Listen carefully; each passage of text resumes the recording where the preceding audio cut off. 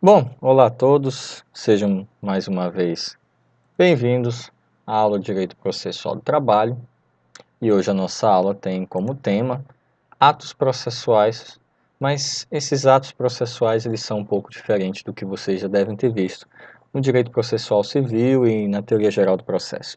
Na verdade, no Direito Processual do Trabalho a gente até pega umas regras emprestadas do Direito Processual Civil, só não dá para aplicar tudo 100%, né?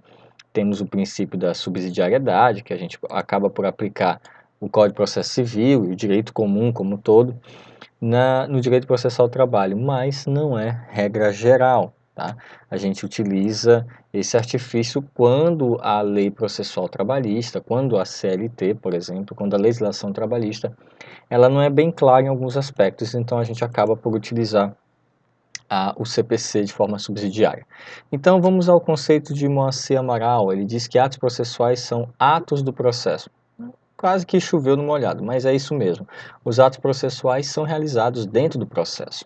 Ainda seguindo seu conceito, ele diz que a relação jurídica processual que se contém no processo se reflete em atos. São atos processuais os atos que têm importância jurídica para a relação processual, aqueles atos que têm por efeito a constituição, conservação, desenvolvimento, modificação ou cessação da relação processual, que eu poderia dizer extinção. Então, são todos os atos praticados dentro de um processo que vão ter uma consequência. Isso se eu fosse aí resumir a visão de Moacir Santos, na hora que ele conceitua os atos processuais. E atos significa uma ação, uma atitude. Então, não é exagero dizer que esses atos processuais serão praticados pelas partes ou pelo juiz, tá? Então, já vejo que eles decorrem, na maioria das vezes, de uma vontade humana. E, quando você pratica um ato processual, você visa um resultado. Claro, você não vai praticar um ato processual sem visar ali um resultado qualquer que seja, tá? E não confunda os atos processuais com atos jurídicos, tá?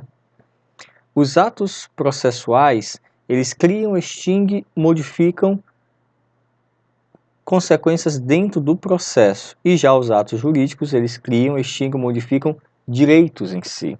Então, os atos processuais são aqueles realizados no bojo, ou seja, dentro do processo. E aí nós temos um outro, né? Temos os atos jurídicos, temos os atos processuais e temos os fatos processuais.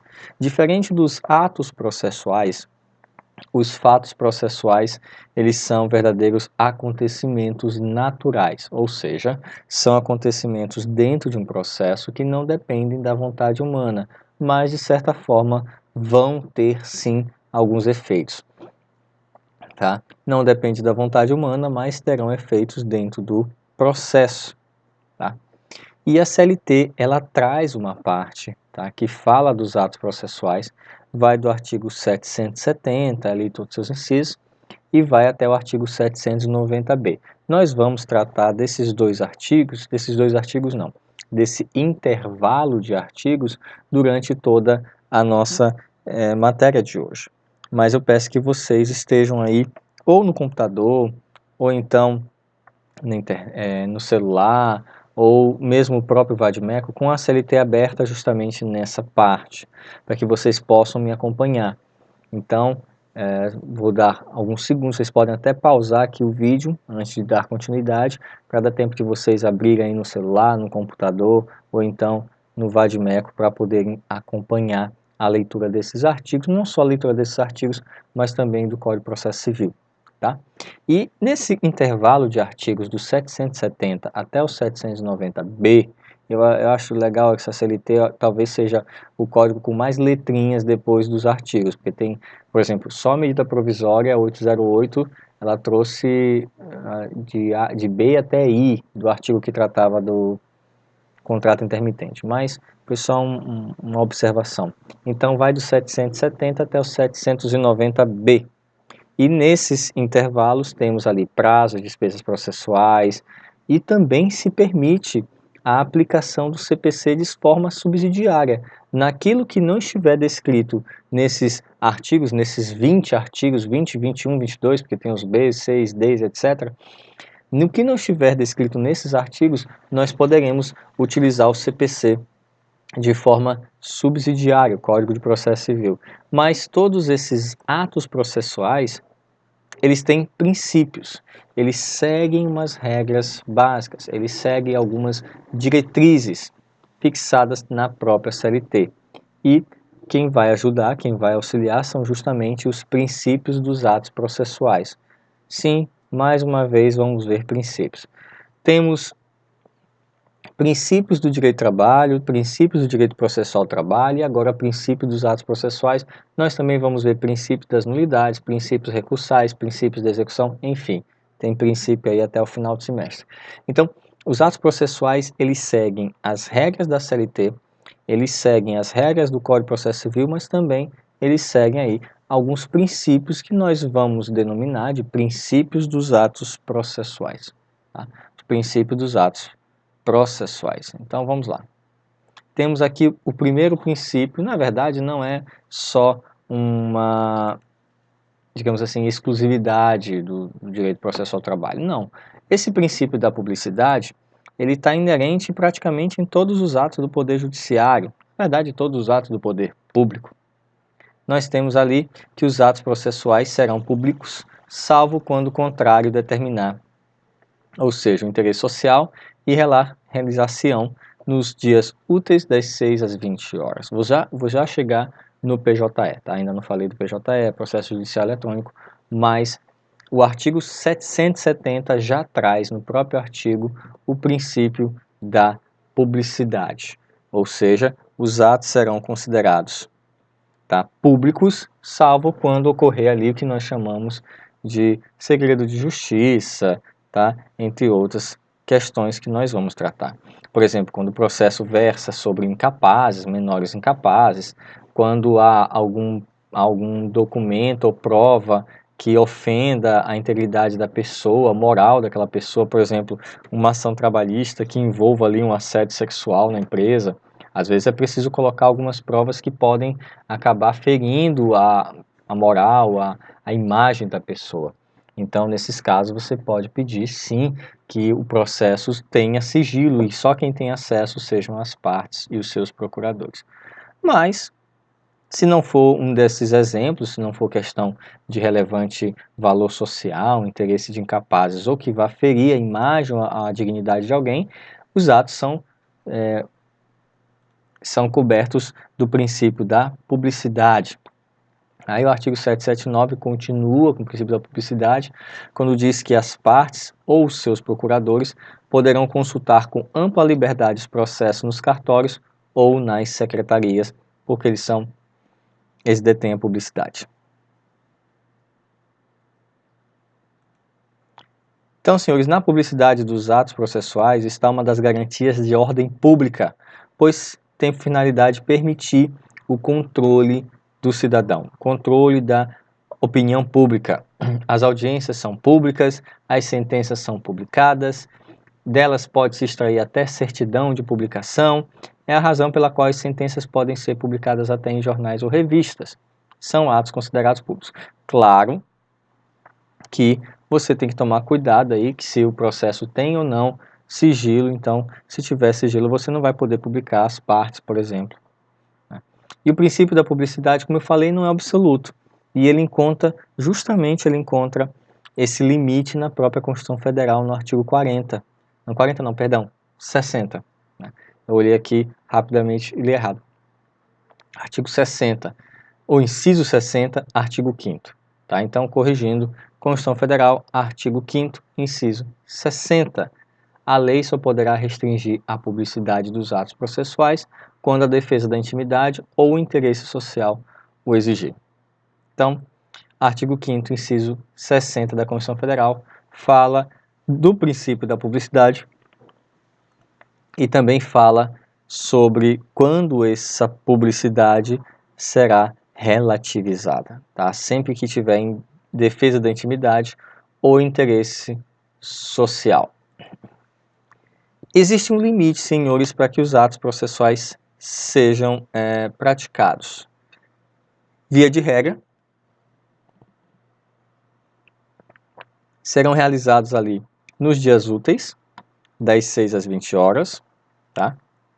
Sendo necessários, os atos processuais podem ser praticados fora do limite temporal, aplicando-se o disposto no 212 CPC, que é justamente que fala ali dos processos virtuais. A gente vai ver lá na frente, até a meia-noite daquele dia. Então, uma das facilidades do mundo moderno, além dessa que vocês estão vendo, tendo aula à distância, é justamente o processo judicial eletrônico, que através dele você pode, no mesmo dia, até o final do dia, você ainda consegue praticar um ato processual. Lembrando que passou das 23 horas 59 minutos e 59 segundos, 0 hora já é o limite temporal já para o dia seguinte. Então, se você está querendo fazer um peticionamento, não deixe chegar até as 0 horas, porque aí já vai ser dia seguinte, já vai ser fora do prazo e seu ato processual estará precluso, não surtirá efeitos, pelo menos não os efeitos que você pretende. Então, via de regra, na CLT diz das 6 às 20 horas, mas nós sabemos que o processo judicial eletrônico permite que a gente vá até a 23, 59 e 59. Geralmente é o mesmo período que eu coloco para vocês fazerem atividade, porque se eu colocar 0 horas, já vai contar como o dia seguinte. Então, limites temporais. Dias úteis, aí fica a pergunta, o que é um dia útil para a justiça? É um feriado? É um dia que tem funcionamento bancário? Engraçado que culturalmente, costumeiramente, pelo menos aqui na cidade, a gente utilizava muito isso para saber se um dia era útil ou não. A gente observava se tinha expediente bancário. Então, quando não tinha expediente bancário, a gente dizia, olha, esse dia não é um dia útil. Então, nós tínhamos por costume, ainda temos em muitos lugares, utilizar o funcionamento bancário para definir o dia útil. Mas a CLT ela traz a sua própria regra. Para ela, dias úteis são aqueles em que há funcionamento do fórum. Tá? A lei permite a prática de atos processuais porque há funcionamento no fórum. Então, isso é uma regra que está no CPC.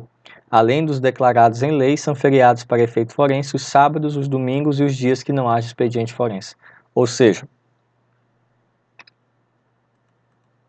nós temos aqui, além dos declarados em lei, pode ser, né, o recesso, por exemplo, temos algum dia em que o fórum não funcione, outros feriados municipais, estaduais, em que o fórum talvez não funcione. Para efeito forense, os sábados e os domingos e os dias em que não haja expediente também, tá? Você não vai ser considerado como um dia útil na justiça, tá? Como um todo e também em especial na Justiça do Trabalho, que é a que nós estamos tendo mais atenção. Então, diante do que dispõe o referido dispositivo legal, são considerados dias úteis para a prática dos atos processuais, segunda a sexta-feira. Tá? Sábado e domingo não é considerado dia útil, e segunda a sexta são considerados dias úteis, salvo se realmente acontecer algum feriado ou algum dispositivo legal ou uma determinação.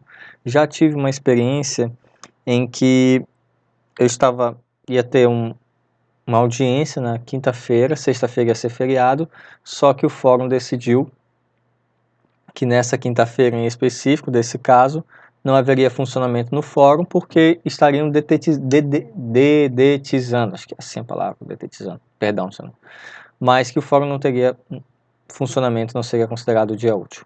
Então, vejam que não foi nem um feriado, não foi um sábado ou domingo, mas foi uma determinação do próprio diretor do fórum. E aí todos os prazos foram suspensos, todas as audiências foram remarcadas, e muita gente ficou insatisfeito com isso, né? Porque foi até o fórum e não teve audiência. Mas é algo que pode acontecer. Então aquele dia, em especial, que não houve funcionamento do fórum, não foi considerado um dia útil, tá?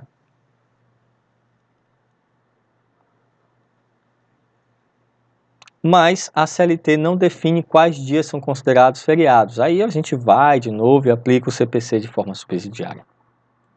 Tá? Forma. Inclusive, eu vou só um adendo, eu vou voltar a falar sobre, tá pra cá, né? Tá pra cá.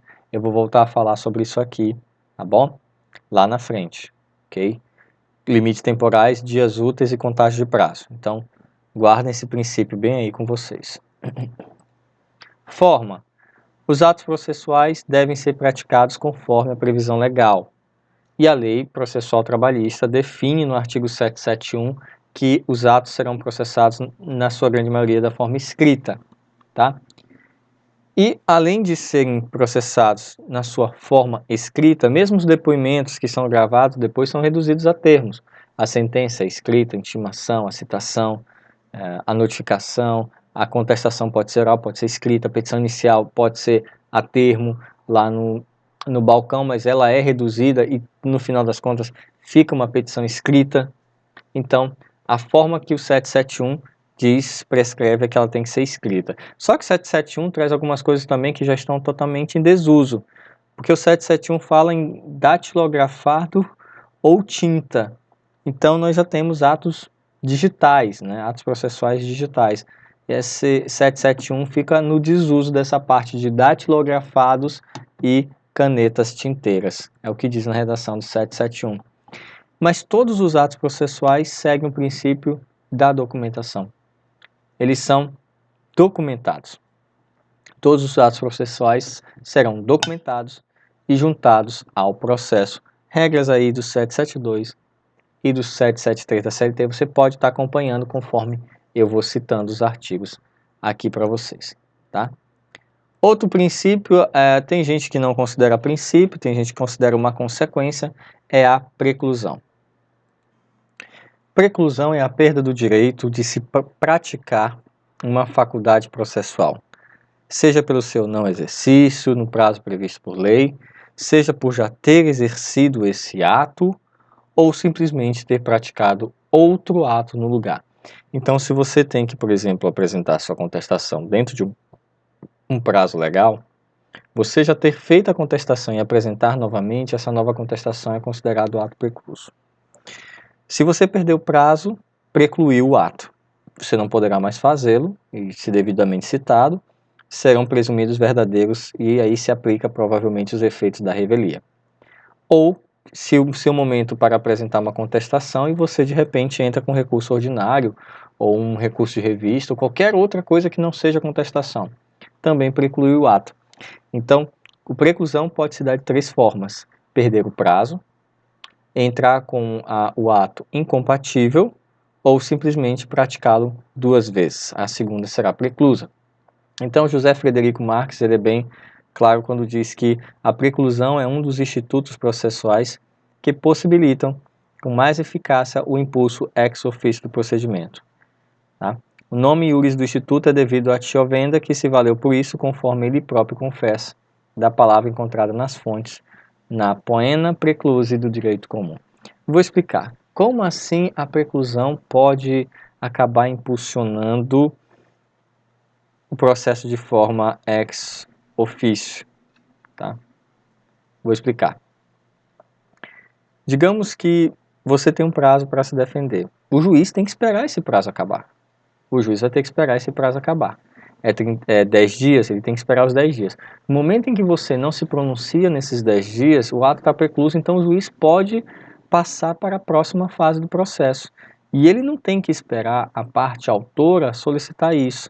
Ele não tem que esperar, por exemplo, a parte autora chegar e dizer assim: olha, excelência, o reclamado não juntou a contestação, o requerido não juntou a contestação, o reclamado não recorreu.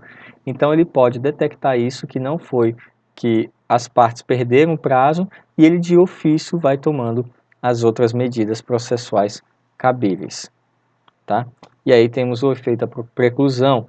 Então, para que o processo tenha um início, meio e fim, é necessária a preclusão. A preclusão foi criada justamente para isso, para que os processos não ficassem eternamente esperando a boa vontade das partes. Se não existisse preclusão, nós teríamos o que já existiu na Roma Antiga, processos eternos. Tá? Como não tinham prazos para as partes praticarem seus atos, esses processos duravam 30, 40, 50 anos, 60, eram eternos. Tá? O primeiro prazo de preclusão e prescrição foi de 30 anos, para vocês terem ideia de como demorava. Então, o termo, e o que é o termo processual? O termo processual é a documentação de um ato. Quando a gente escuta que o escrivão vai lavrar um termo, significa que ele vai documentar um ato. Ele vai tornar aquele ato parte do processo. Tá? É sempre o escrito, né? Ele vai lavrar termo e essa documentação passa a ser inserida e fazer parte do processo.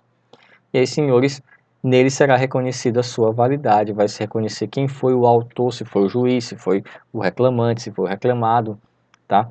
E vai decretar a autenticidade daquele ato processual e vai acabar inserindo ele dentro do processo, como o professor Moacir Amaral Santos bem nos indica aqui nesse exemplo. Vai dizer que o processo tem fé pública, é autêntico, é documentado. Então agora ele passa a fazer parte do processo em si.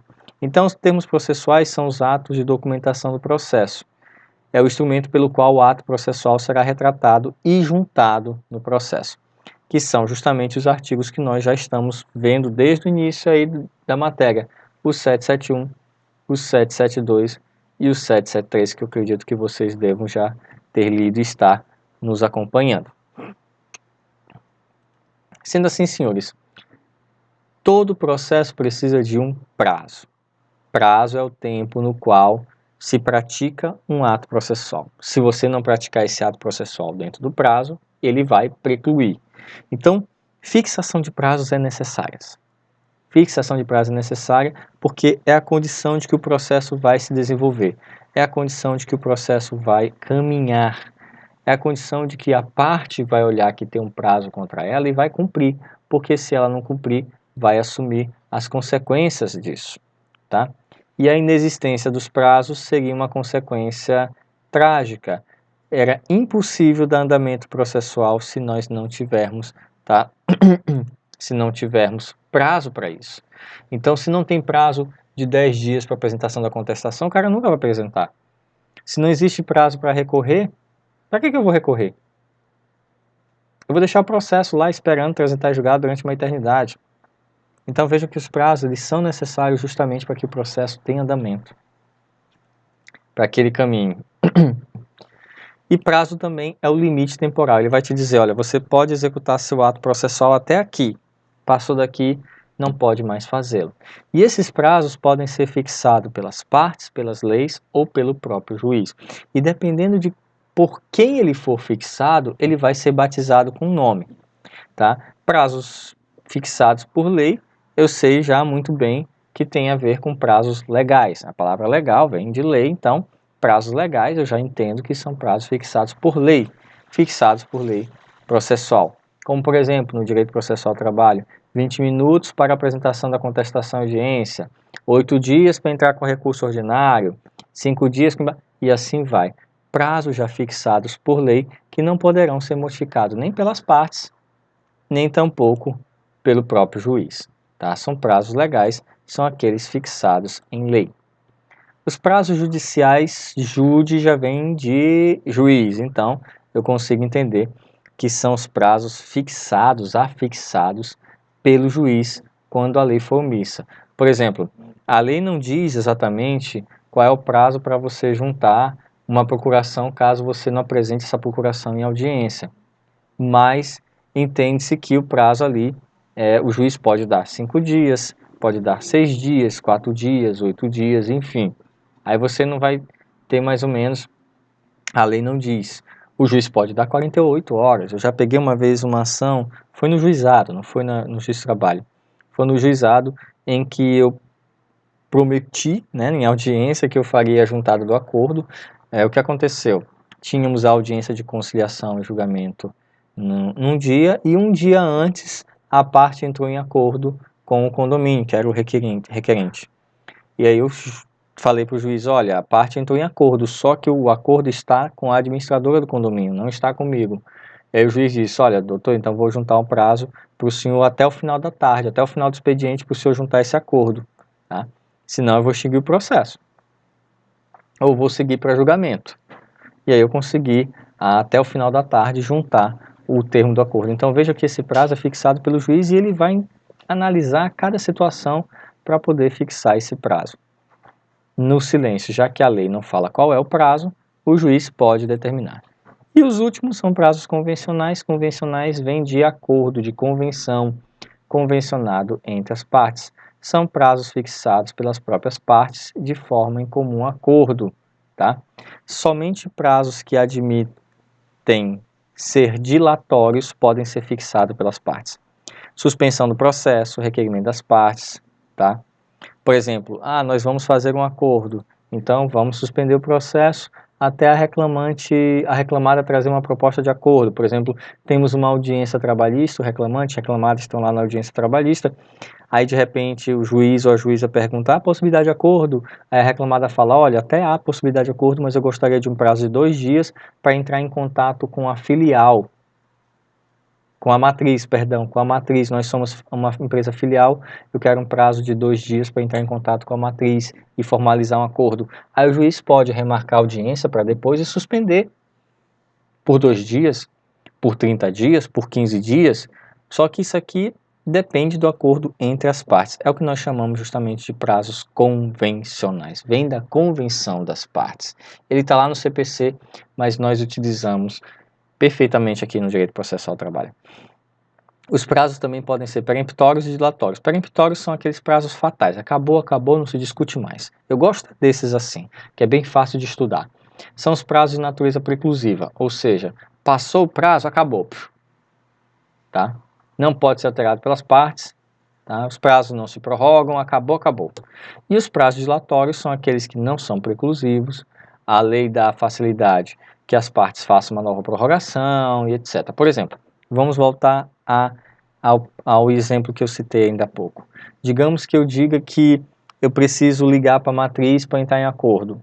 Aí eu mando a proposta. A matriz me manda uma contraproposta. Eu vou falar com o autor diz, olha, eu vou consultar meu advogado.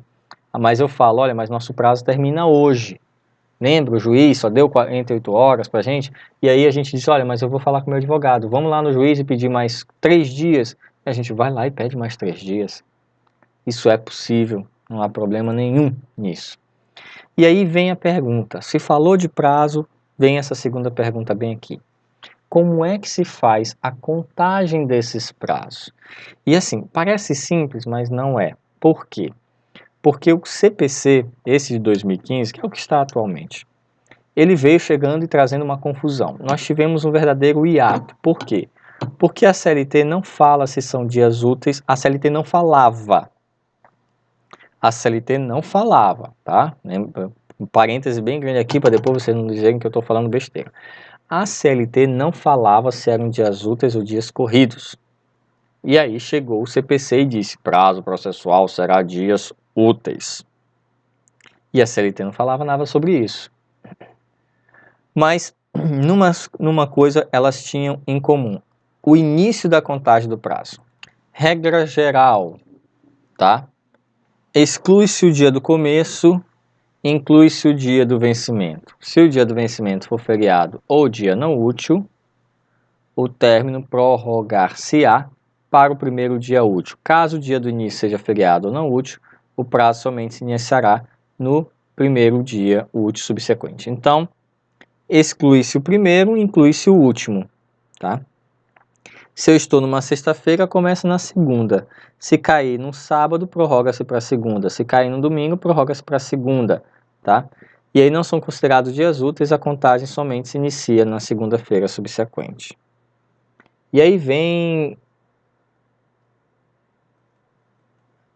a CLT versus o novo Código de Processo Civil, tá? Vou botar NCPC, mas professor, ele nem é mais novo, é porque para você não confundir com o de 73, tá?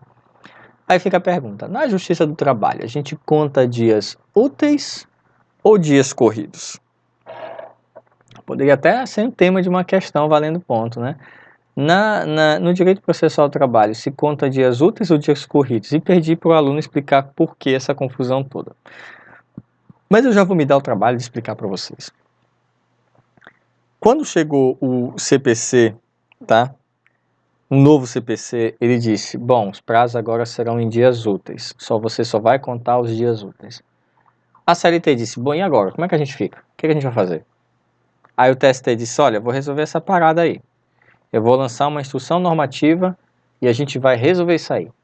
E aí, na época, em 2016, começou a entrar em vigor o Código de Processo Civil, se lançou a Instrução Normativa 3916. Essa Instrução Normativa do TST, em 2016, entendeu que é inaplicável o artigo 219 CPC.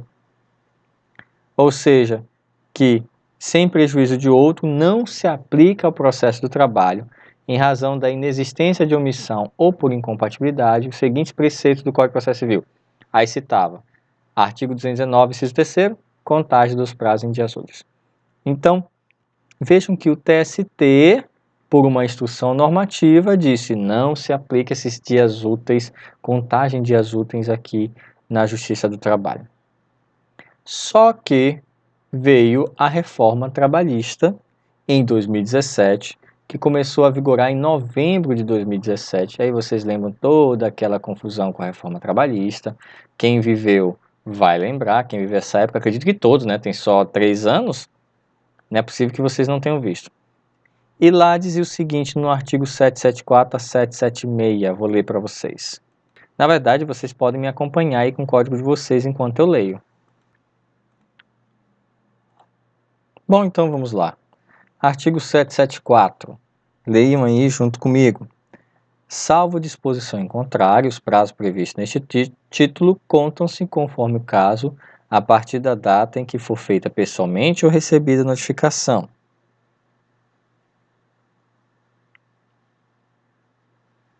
Ele continua.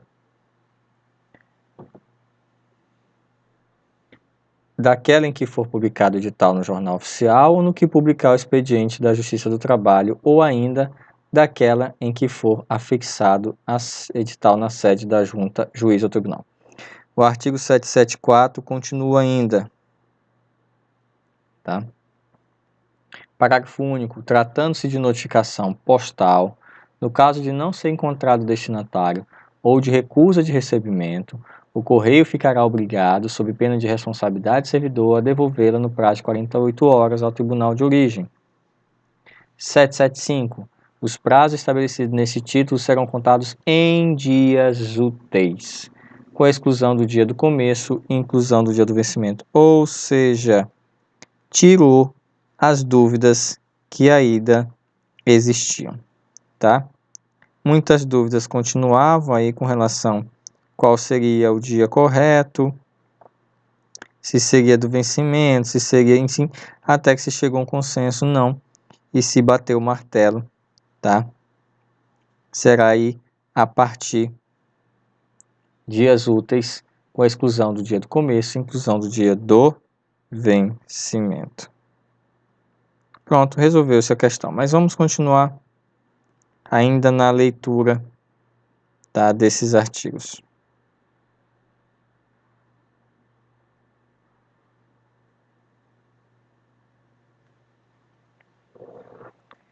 Parágrafo 1º do 775. Os prazos podem ser prorrogados pelo tempo estritamente necessário nas seguintes hipóteses.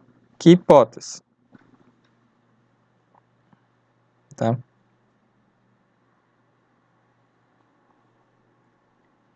Quando o juízo entender necessário, em virtude de força maior, devidamente comprovada.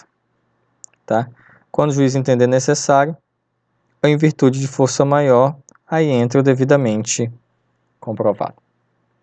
Parágrafo 2º, ao juiz incumbe dilatar os prazos processuais. Tá? Ao juiz incumbe dilatar os prazos processuais e alterar a ordem da produção, tá, dos meios de prova, adequando-os necessidades do conflito de modo a conferir maior efetividade à tutela do direito. Artigo 775-A. Suspende-se o curso do prazo processual nos dias compreendidos de 20 de dezembro e 20 de janeiro, exclusivamente. Pessoal, é necessário justamente os prazos, tá, com relação ao período de recesso do Poder Judiciário. Tá? É o período de recesso do Poder Judiciário.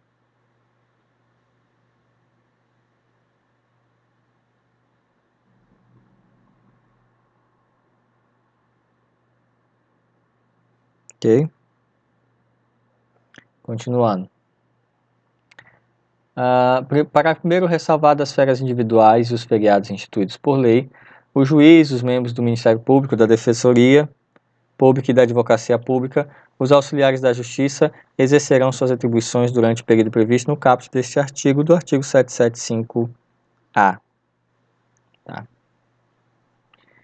Ressalvadas férias, parágrafo 2º, durante suspensão do prazo, não se realizarão audiências nas sessões de julgamentos. 776, o vencimento do prazo será certificado dos processos pelos escrivães ou seus secretários. Bom, então, a reforma trabalhista resolveu esse problema aí, se eram dias úteis, se eram dias corridos, e pronto, com a reforma trabalhista em 2017, se bateu o martelo, agora só se fala em dias úteis também na Justiça do Trabalho. Correto? E aí temos alguns códigos, alguns artigos, que eles até entram em choque e outrora se completam. Então prestem bem atenção nesses artigos. 180 do CPC. O artigo 180 do CPC diz o seguinte: o MP gozará de prazo em dobro para manifestar-se nos autos que terá início a partir da sua intimação pessoal, nos termos do artigo 183. O artigo da CLT 769, ele diz que nos casos omissos o direito processual comum será fonte subsidiária do direito. Então, se eu somasse esses dois artigos, eu poderia chegar à conclusão de que, bom, eles podem, eu posso aplicar, mas não funciona dessa forma. O artigo 229 do CPC, tá? Ele diz o seguinte: os litisconsórcios que tiverem diferentes procuradores de escritório de advocacia terão prazos contados em dobros para todas as suas manifestações. Mas a OJ número 310 da Seção de Dissídios Individuais do Colégio Tribunal Superior do Trabalho já disse que o 229 não se aplica na CLT, ou seja, se há litisconsórcios, eles terão prazos iguais. Nada de prazo, não.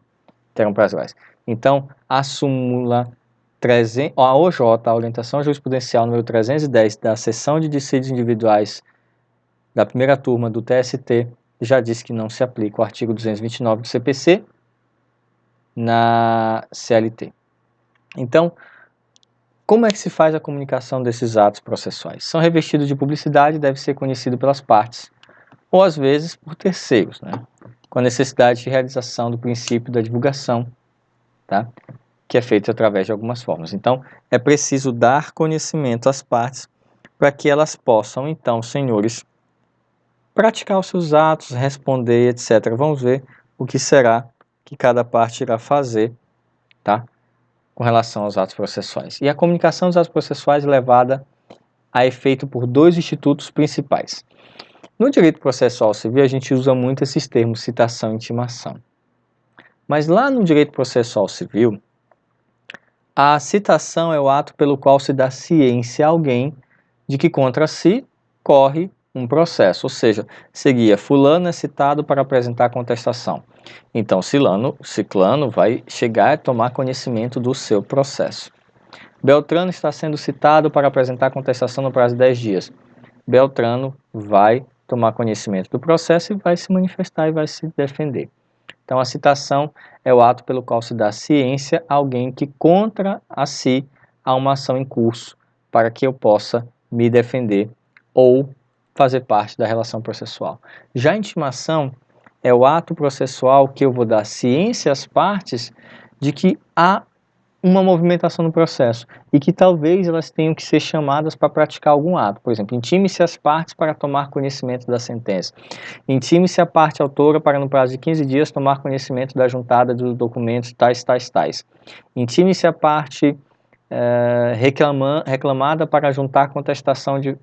Não, juntar contestação não. Juntar a procuração de folhas tais. Intime-se os autores para apresentar os quesitos dos peritos. Eles já são parte do processo, mas você está intimando para que eles façam alguma coisa, tomem uma atitude. Já no processo de trabalho, a gente simplifica tudo e usa a palavra notificação. Pronto, é gênero. A notificação no processo de trabalho tanto vale para citação como intimação. É aquele, vamos usar um coringa, né? Ah, intimação é para praticar certos atos, citação é para conhecer do processo. Então, vamos resolver usar logo um coringa que serve para tudo. E aí se usa muito a palavra notificação na Justiça do Trabalho. Se utiliza muito a palavra notificação na Justiça do Trabalho. Então, no processo de trabalho, a notificação inicial é realizada pela Secretaria da Vara, pelo diretor da Secretaria e, ao contrário do processo civil, não necessita ser sempre pessoal. O artigo 841, vocês podem acompanhar, ele fala sobre isso, tá? E aí nós temos até um julgado interessante aí da Maria Berenice, que diz notificação por via editalícia. E é interessante que a via editalícia ela tem que ser o último requisito, tá? Você que vai pedir uma citação por edital, tem que ser o último requisito, tá? Porque eu preciso observar o princípio da ampla defesa do contraditório. É constitucional, você sabe bem disso, tá? E para que eu possa partir para a citação editalícia, eu tenho que ter esgotado todas as possibilidades de dar ciência à parte de que contra ela corre uma ação, tá? Eu tenho que proceder à notificação por edital só em último caso, tá? Quando realmente eu não conseguir localizar. Aí ele continua. Outro julgado, citação por edital, empresa com endereço certo, nulidade, que se declara é inválida a citação quando, tendo endereço certo, a parte foi o ato realizado por via edital, tá, ou editalícia. Há de ser distinguido o endereço não conhecido e ausência por encontrar-se a parte em local incerto e não sabido. Ao ausente que se encontrar em local incerto e não sabido, se fará o chamamento a juízo por via de edital. A parte com o endereço certo, mas desconhecido, não é possível a mesma forma por procedimental. Antes, é a obrigação do interessado diligenciar para a perfeita realização do ato citatório. Então vejam que o meu chamamento, a minha intimação por edital, ela será em última instância. Tipo, não tem o que fazer, aí manda por edital. Não achou, não localizou, faz por edital, tá bom? Então eu fico aí com a minha última possibilidade, seria, no caso, a citação por edital. Correto? Ótimo. E as intimações de advogados, vocês sabem, se intima advogado por meio de diário oficial. Posso proceder até mesmo por edital, tá? Se a parte estiver em local incerto ou não sabido, eu posso fazer até por edital. A intimação do órgão do MPT, quando atue como parte fiscal da lei, far-se-á pessoalmente por intermédio do oficial de justiça que vai lá levar o processo e dizer, olha, tá aqui, quando o Ministério Público do Trabalho for parte interessada na ação trabalhista. Cada vara do trabalho e os seus devidos TRTs tem competência para praticar atos processuais nos seus limites territoriais, mas às vezes é necessário você pedir aí algo de outra comarca, algo de outra localidade. E como é que você resolve isso? Você resolve isso através das cartas precatórias, rogatórias e de ordem. As cartas de ordem geralmente são dentro da mesma instância e seguem ali uma ordem de hierarquia dentro da própria judiciário. As cartas precatórias são dentro da jurisdição nacional, mas de outra comarca ou outra região. E as cartas rogatórias, elas são para outros países, através de um acordo de cooperação, tá, judicial. Então está aí, carta de ordem, a existência de vinculação funcional entre o tribunal que expede e o juiz que recebe, geralmente vem de instâncias. Tá? São cartas para cumprimento de instâncias, porque há uma hierarquia funcional. A carta rogatória é uma cooperação jurisdicional internacional em que você manda para citar alguém em outro país.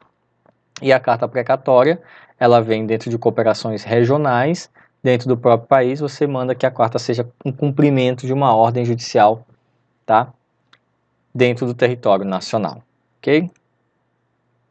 E aí, senhores, o artigo 260 e 263, ele fala do CPC, ele trata justamente, tá, de como essas cartas, elas têm alguns elementos e esses elementos terão que ser observados, tá? Por exemplo, vou fazer a leitura do 260, vocês podem ler o 263. São requisitos das cartas de ordem precatória e rogatória, ou seja, requisitos comuns a essas três. A indicação dos juízes de origem de cumprimento do ato tem que ter, o inteiro teor da petição do despacho judicial e do instrumento do mandato conferido ao advogado, a menção do ato processual que lhe constitui objeto e o encerramento com a assinatura do juiz. Esses são os requisitos básicos que vão estar nesses três tipos de cartas. Okay? Estão no artigo 260 e 263 fala dos procedimentos da carta precatória, das cartas rogatórias e também das cartas de ordem. Tá? Despesas processuais. Vou sumir aqui porque eu estou com a minha foto bem na frente do slide, acaba atrapalhando. Despesas processuais. Então, senhores, despesas processuais são todos os gastos que as partes vão realizar, tá? Dentro ou fora do processo, para que o processo então tenha um caminhamento, para que ele ande, para que ele tenha vida, para que ele chegue em algum lugar. Então, isso é preciso pagar, né? Claro que tem a justiça gratuita. Então, essas despesas processuais, entende-se que elas irão abranger todos os gastos, tá?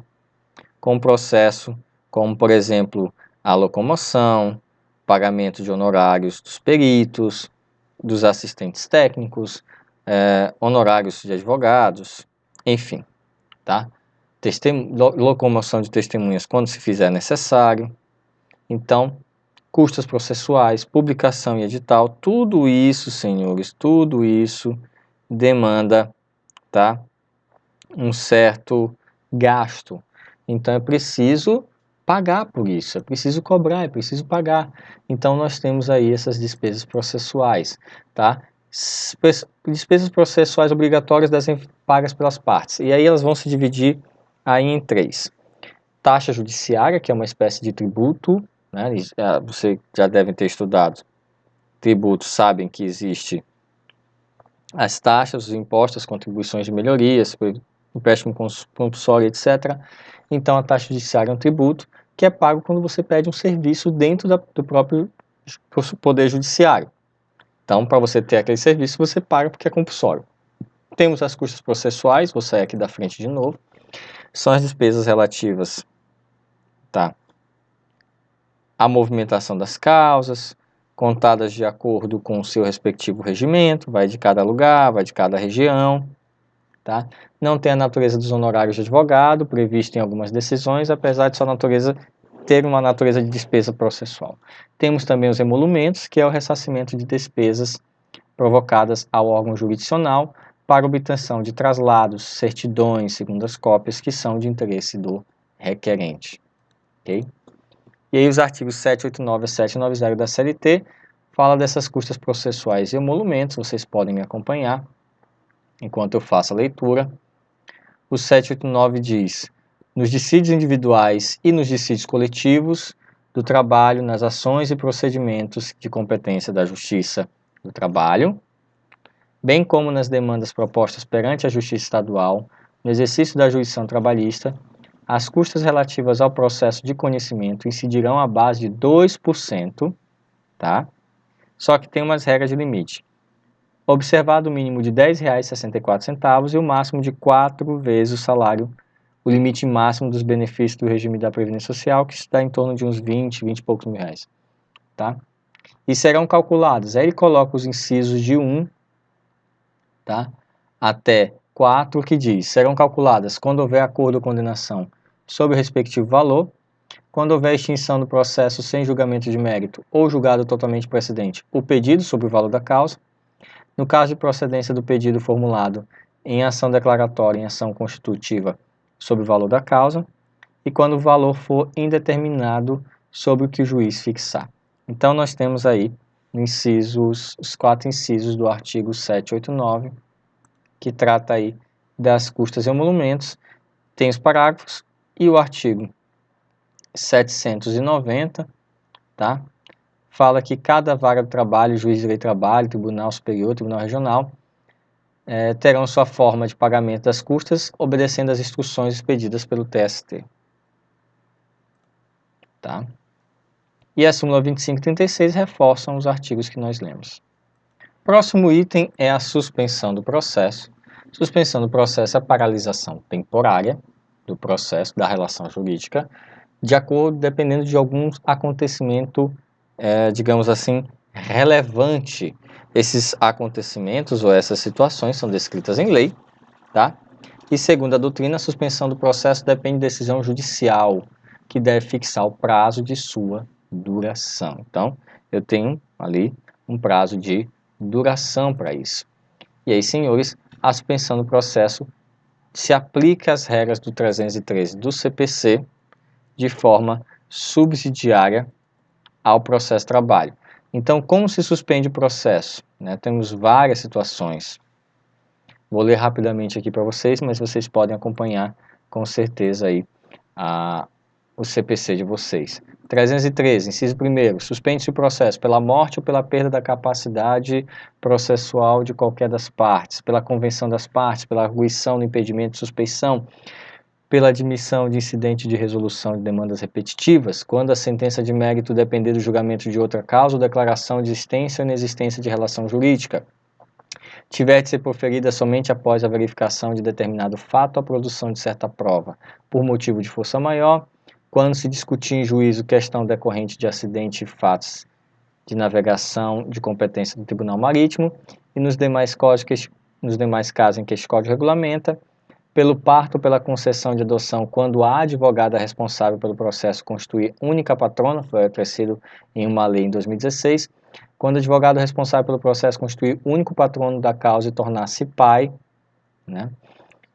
E aí, senhores, temos aí alguns que foram acrescidos, tá, em 2016. No caso da licença maternidade, digamos assim, o período de suspensão será de 30 dias, contado a partir da data do parto ou da concessão da adoção. E no caso da licença paternidade, o período será de 8 dias. São as regras do parágrafo 6º e parágrafo 7º, acrescidos pela lei de 2016, do artigo 313 do CPC. O artigo 769 é que diz que a gente aplica o CPC de forma subsidiária. E aí, senhores, temos alguns julgados para que vocês possam analisar. Tá? Morte de um dos representantes das partes. Suspensão do processo, artigo 265, inciso 1º do CPC. Inaplicabilidade. É correta a afirmativa, não implicando ofensa à literalidade do artigo 265, inciso 1 do CPC, de que a morte de um dos advogados da parte, ainda no caso de ser aquele em nome do qual as notificações eram feitas, não tem o condão de suspender o processo e, por conseguinte, a contagem dos prazos recursais, quando o segundo causídico já havia participado do processo, tendo inclusive oferecido memorial constando razões finais. Ou seja, não suspendeu com a morte do advogado porque já existia outro advogado no processo. É evidente, portanto, que a morte de um dos advogados não causa danos diretos à parte, pois mantida a oportunidade de produção de alegações e de defesa. Então, morreu um advogado, não significa necessariamente que você vai ter a suspensão do processo, principalmente se tiver outro advogado tomando conta do processo, um escritório grande com vários advogados.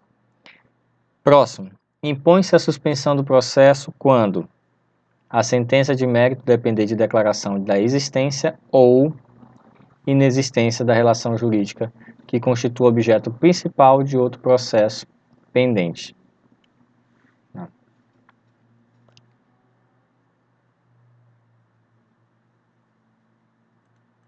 E aí, senhores, continuando, a suspensão do processo em razão de morte de uma das partes é automática e se inicia no momento em que se dá a ocorrência do fato, ou seja, tendo a decisão que a declara efeito ex tunc, retroativa até a data da morte. E aí temos o artigo 314 e 315 do CPC. Vamos ler. Durante a suspensão é vedado praticar qualquer ato processual, podendo o juiz, todavia, determinar a realização de atos urgentes a fim de evitar dano irreparável, salvo nos casos de arguição de impedimento e de suspeição. Então, nenhum ato pode ser praticado durante a suspensão processual, salvo aqueles considerados atos urgentes para evitar dano irreparável. 315. Se o conhecimento do mérito depender de verificação de existência de fato delituoso, o juiz pode determinar a suspensão do processo até que se pronuncie a justiça criminal. Se a ação penal não for proposta no prazo de 3 meses, contado da intimação do ato de suspensão, cessará o efeito desse, incumbindo ao juiz cível examinar incidentemente a questão prévia. Parágrafo 2º. Proposta a ação penal, o processo ficará suspenso pelo prazo máximo de 1 ano, ao final do qual aplicar-se-á o disposto na parte final do parágrafo 1º, ou seja, incumbindo ao juiz civil examinar incidente de questão prévia. E aí nós temos essas duas regras, tá? Do artigo 314 e do artigo 315. E aí um julgado, para encerrar nossa aula também que com relação a isso, mandado de segurança, sobrestamento. Sobrestamento é quando você suspende todas as ações com relação àquele assunto. Sobrestamento da reclamação trabalhista ante o juizamento de processo criminal contra o reclamante.